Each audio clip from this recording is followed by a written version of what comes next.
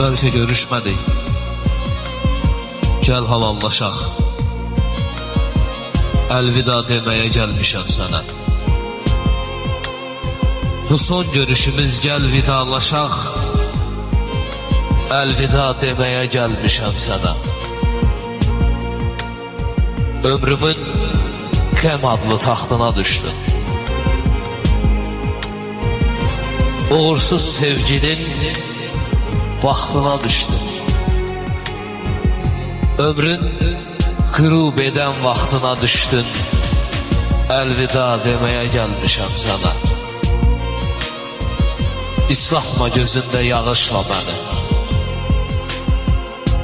Öldürmə o qəmli baxışla məni.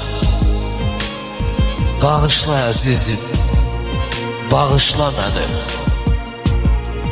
Elvida demeye gelmişəm sana. Elvida demeye gelmişəm sana. Dönmək istəsən də geriyə dönmə.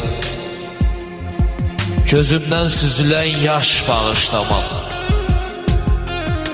Hicranın yükündən şələ götürən şükrü bağışlamaz, qaş bağışlamaz. Sinəmin üstündən kədər boylanan, mürgülü gecələr ahdan oyanan,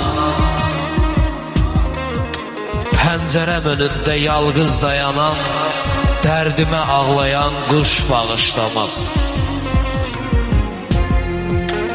Ağarmış saçlarım dağda qar kimi, sevgi həyatımda hər an var kimi, qəbrimin üstünə günahkar kimi gəlsəm mən demirəm, daş bağışlamaz, daş bağışlamaz.